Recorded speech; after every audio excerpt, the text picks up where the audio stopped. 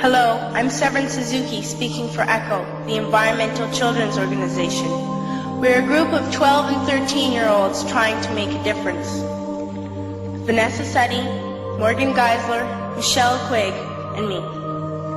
We've raised all the money to come here ourselves, to come 5,000 miles to tell you adults you must change your ways. Coming up here today, I have no hidden agenda.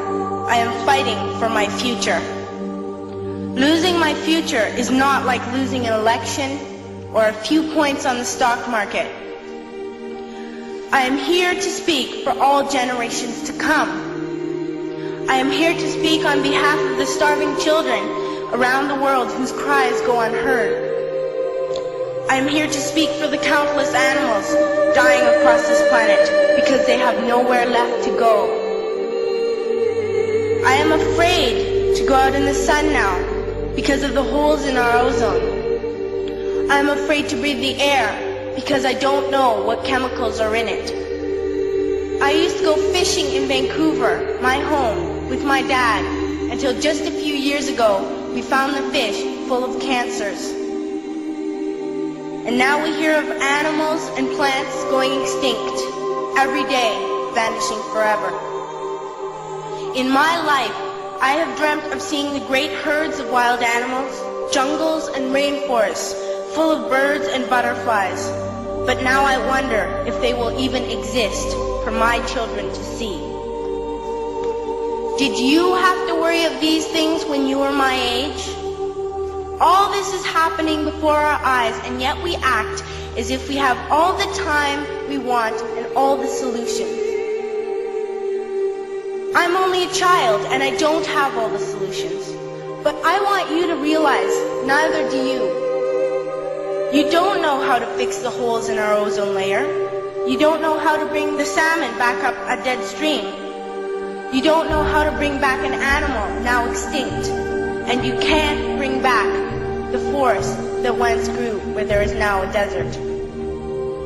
If you don't know how to fix it, please stop breaking it.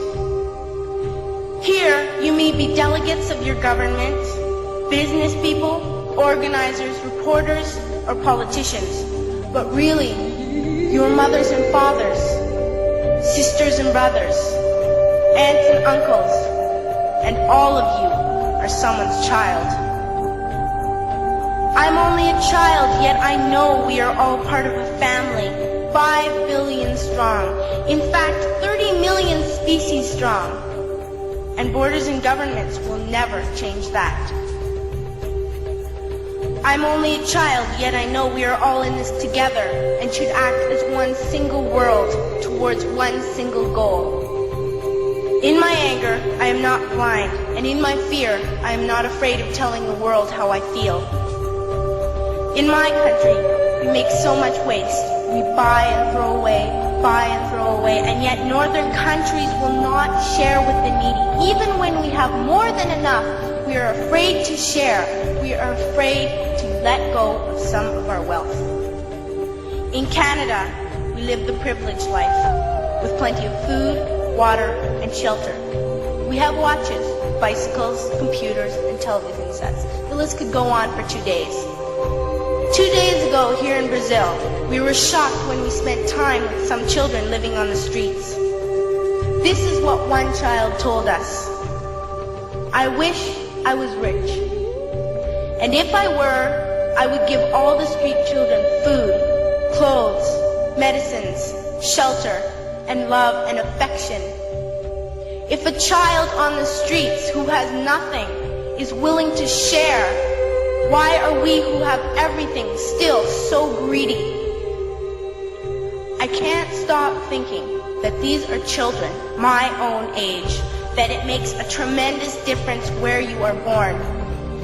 That I could be one of those children living in the favelas of Rio. I could be a child starving in Somalia, or a victim of war in the Middle East, or a beggar in India. I am only a child, yet I know if all the money spent on war was spent on finding environmental answers, ending poverty, and finding treaties, what a wonderful place this earth would be.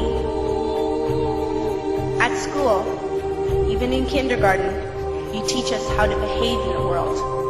You teach us not to fight with others, to work things out, to respect others, to clean up our mess, not to hurt other creatures, to share, not be greedy. Then why do you go out and do the things you tell us not to do? Do not forget why you are attending these conferences, who you're doing this for. We are your own children. You are deciding what kind of world we are growing up in. Parents should be able to comfort their children by saying, everything's going to be all right. It's not the end of the world, and we're doing the best we can. But I don't think you can say that to us anymore. Are we even on your list of priorities?